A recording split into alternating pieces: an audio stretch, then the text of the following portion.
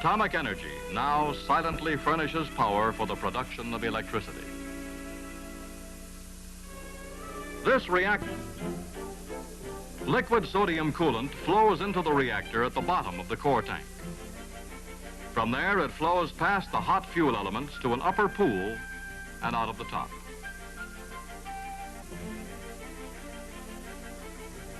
The radioactive coolant is pumped through a primary loop and returned to the core tank for recirculation.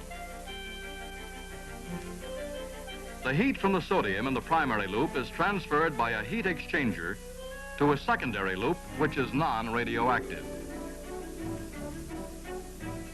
The heat from the secondary loop can be exhausted to the atmosphere by an air blast heat exchanger, or it can be utilized in a steam generator. The steam drives a conventional turbine generator for the production of electricity. The steam plant can produce 6,500 electrical kilowatts, with the reactor operating at its design power level of 20,000 thermal kilowatts.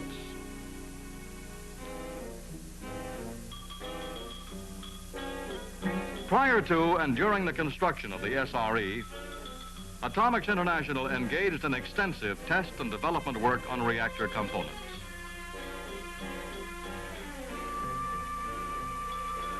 Early studies were conducted to determine the physics characteristics of SRE fuel elements. For these tests, mocked-up fuel elements were irradiated in the thermal column of a research reactor.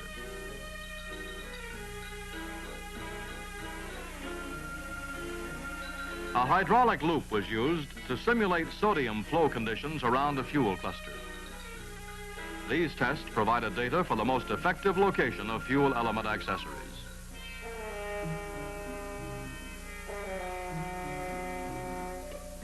A full-scale mock-up of the fuel handling system was checked out mechanically. The fuel hoist and electrical interlocks were operated through a series of tests in which fuel elements were raised and lowered an equivalent length of the core.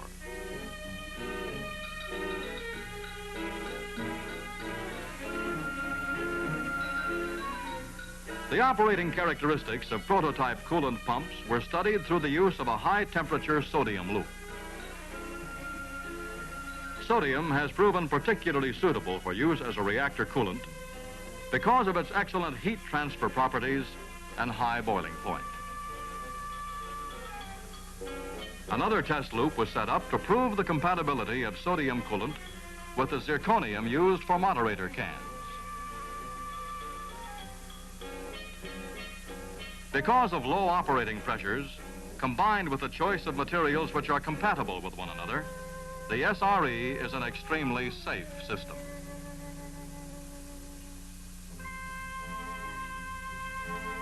Fuel elements for the first core loading were made from slightly enriched solid uranium slugs contained in 7 rod clusters.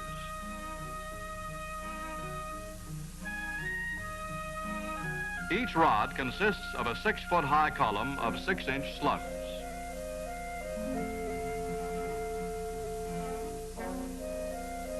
A thin-walled stainless steel jacket encloses the slugs.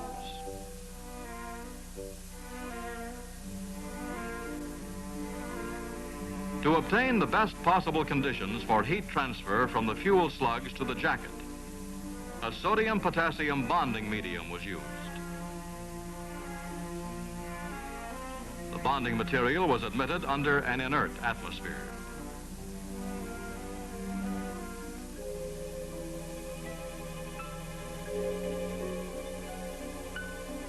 The jacket was sealed at each end by a welded stainless steel plug.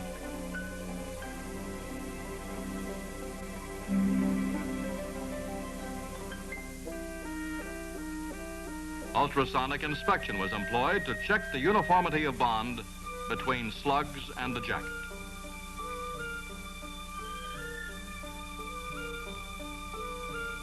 To prevent the fuel rods from touching each other or the coolant channel within which they are suspended, the 6 outside rods were spirally wrapped with stainless steel wire. This provides clearance around each fuel rod for passage of the sodium coolant.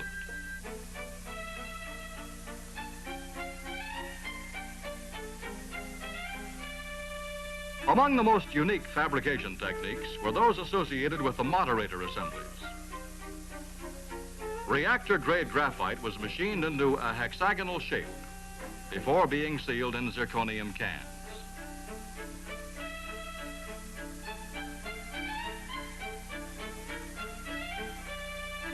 The moderator cans were fabricated from 6 separate longitudinal panels of zirconium.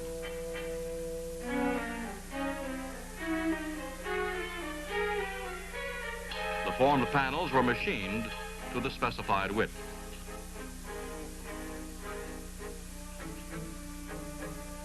A heliarc welding stake was used for the longitudinal welding. The seams were fused together without filler rod to assure a minimum of contamination.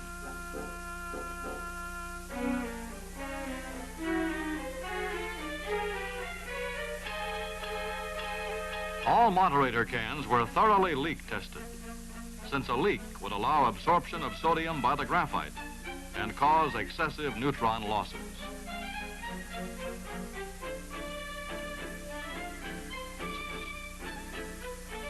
The welds were also X-rayed to check for porosity and contamination.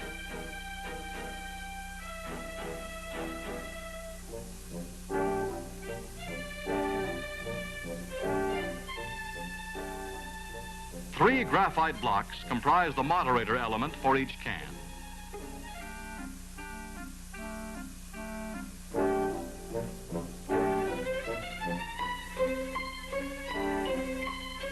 Short sections of moderator cans were used to determine the durability of welded head assemblies. Through these tests, improvements were made, and final heads survived tests equivalent to 8 years of operation in the SRE.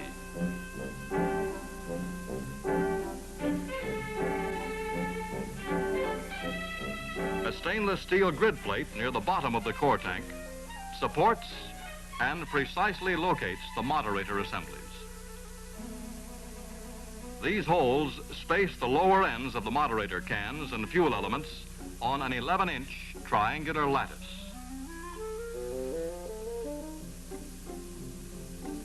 The core is contained within the stainless steel core tank. Its walls are 1.5 inches thick. The bottom head was formed cold and heat treated.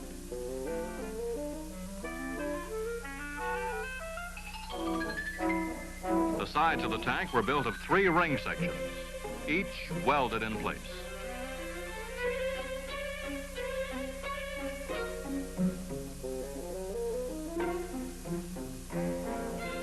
The thermal shield surrounds the core tank.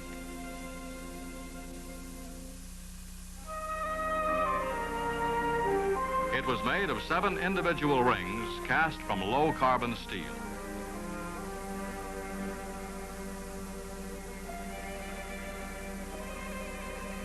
Its function is to absorb most of the heat due to gamma rays and neutrons, and to protect the concrete shield from thermal damage.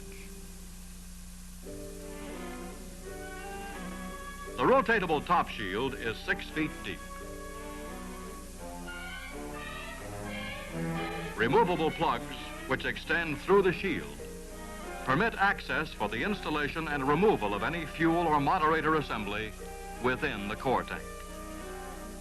This shield is filled with dense concrete and provides radiation and thermal shielding directly above the reactor core.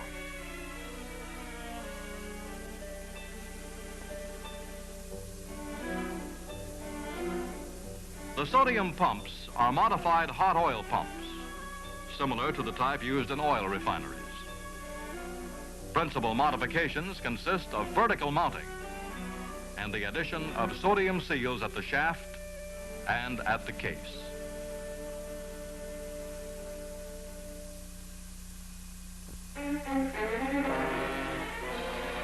In mid-1954, concurrent with the fabrication of components, preparation of the SRE site was started.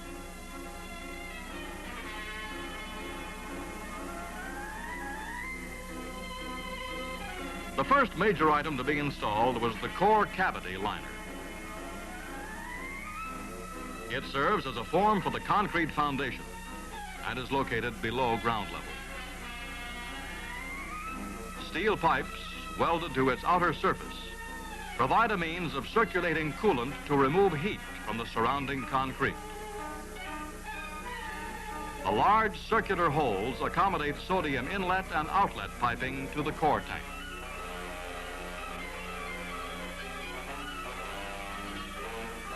Enclosed cells, also beneath ground level, are provided for cleaning and storing fuel elements. A hot cell houses the facilities for examination and disassembly of any radioactive component from the core.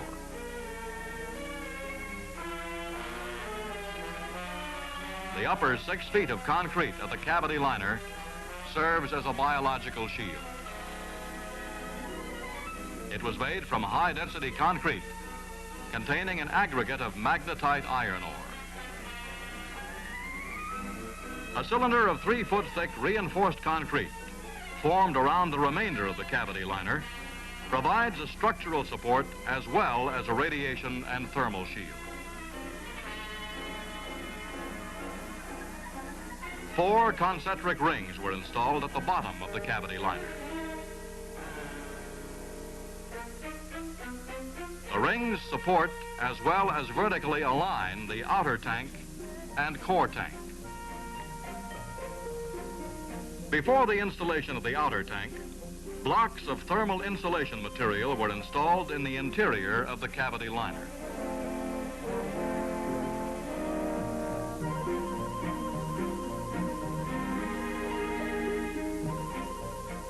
Fabricated from low alloy steel, the outer tank is 12.5 feet in diameter and 19 feet high.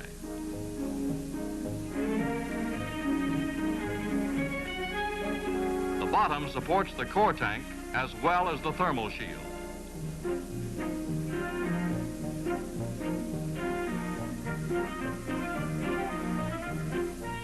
The thermal shield rings were stacked, but not welded to each other, to allow free expansion and contraction during reactor startup and shutdown. Practically all of the heat developed in the thermal shield is conducted back to the core tank. Perhaps the most impressive single SRE component is the stainless steel core tank. The core, or heart of the reactor, is housed within its walls. Within this vessel, molten sodium flows through the core at the rate of 1,200 gallons a minute to absorb the heat of the fission process.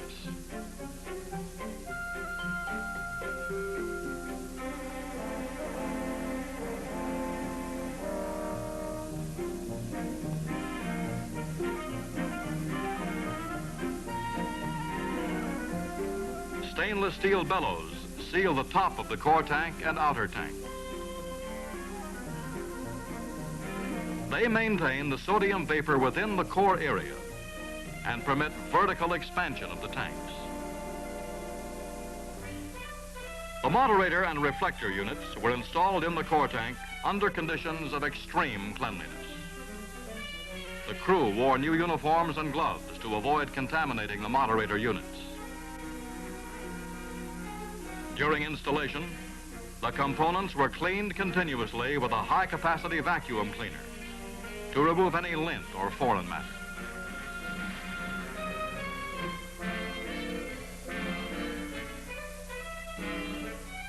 With the moderator and reflector in place, installation of the top shield proceeded. Total weight of this shield is 75 tons.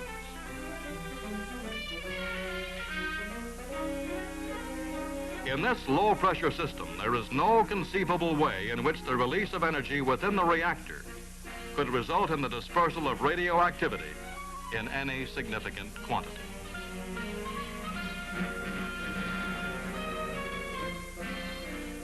The rate of coolant flow in the sodium loops is controlled by 4 pumps. Pump drive motors are located above floor level to facilitate inspection and maintenance. For the initial fuel loading, 33 fuel elements were installed in the core. Normal fuel loading consists of 43 fuel elements.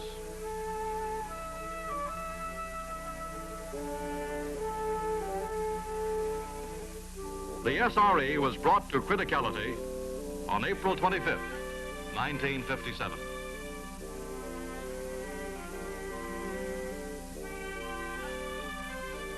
Reactor stability, which was investigated under various operating conditions, even exceeds design expectations. During a 17-hour steady-state test run, a timer connected to the control rod indicated that a total of only 2 minutes of adjustment was required.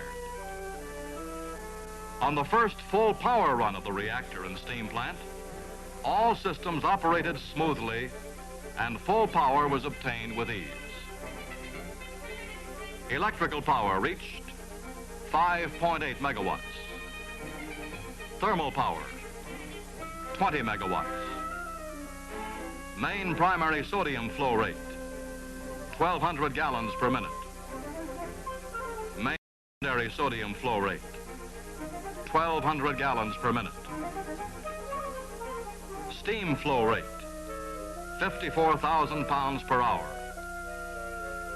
Reactor inlet temperature, 560 degrees Fahrenheit.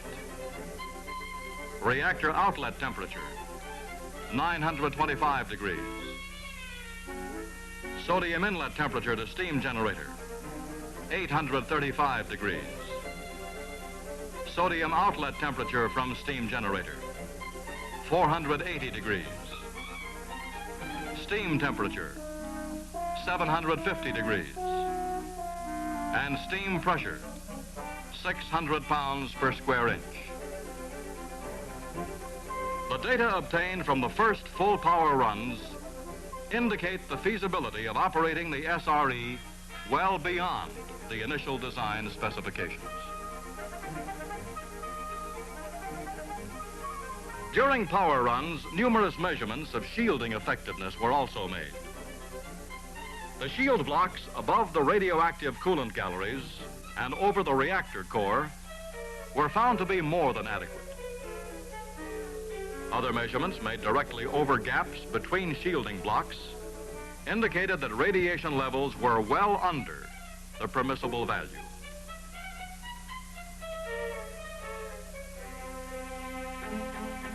Following power runs with the first fuel loading, an experimental irradiation program was begun. About 1/4 of the fuel elements are of an experimental nature.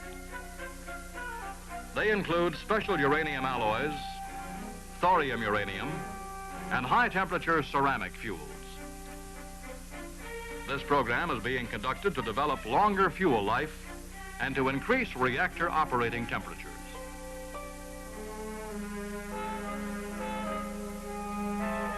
Because the fuel elements become highly radioactive from reactor operation, used fuel elements are removed from the core by a shielded fuel handling cask. This 34-foot high chamber is suspended from a bridge crane. It is shielded by 35 tons of lead. A central tube, the length of the cask, accommodates 2 fuel elements. The operator positions the cask in the general area over the used fuel element to be withdrawn. An indexing mechanism then guides the cask to a preset position, precisely in line with the given fuel element.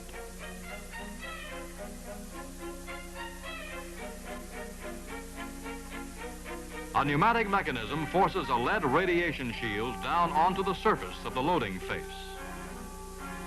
A gas-tight seal is made prior to withdrawal of the fuel element.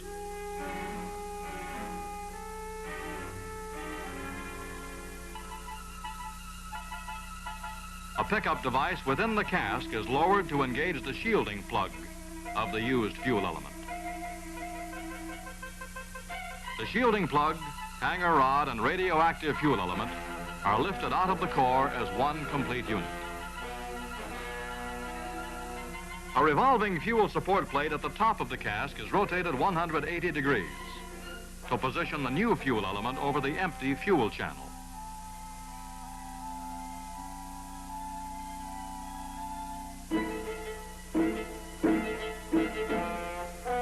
The new fuel element is lowered into the core, and the shielding mechanisms are raised. The used fuel element is taken to underground cleaning cells, where it is washed in a water bath. After cleaning, the fuel element, still highly radioactive, is transferred to a storage cell where its radioactivity is allowed to decay sufficiently to permit reprocessing. The hot cell is used principally for the disassembly and study of experimental fuel elements. It is also used for examining other irradiated materials, including moderator elements and control and safety elements.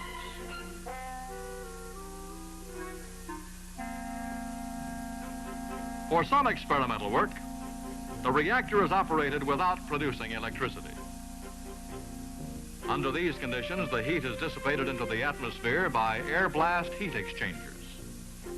The hot sodium is cooled within this building as it passes through tubes located in the airstream of electrically driven fans. For electrical power production, sodium flows directly to the steam plant through the secondary non-radioactive sodium loop. As a safety precaution, the pressure in this secondary loop is greater than in the primary loop. Therefore, any leak would be toward the enclosed primary system. The electrical generating plant used in conjunction with the SRE was installed and is operated by the Southern California Edison Company. This plant is similar to a conventional steam plant, with one main exception: the steam generator. This single continuous unit converts heat from the secondary sodium loop of the reactor into superheated steam.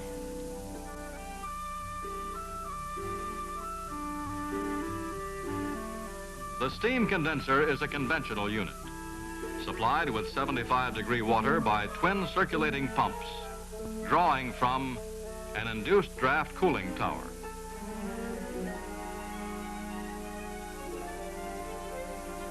The conventional turbine generator feeds a step-up transformer, which raises the generator voltage to 69 kilovolts for transmission into the Edison distribution system. Although electricity is now being produced by atomic energy, additional technical development is necessary to achieve further reduction in costs. Competitive electrical power from the atom depends upon the production of useful heat in a reactor at a cost comparable with conventional methods using coal and oil as fuel. As a part of the Atomic Energy Commission's program to develop economical nuclear power reactors, this important experiment has confirmed the outstanding characteristics of the sodium graphite reactor. Operation of the sodium reactor experiment continues to provide constructive experimental data, demonstrating the technical success of this concept for use in central station power plants.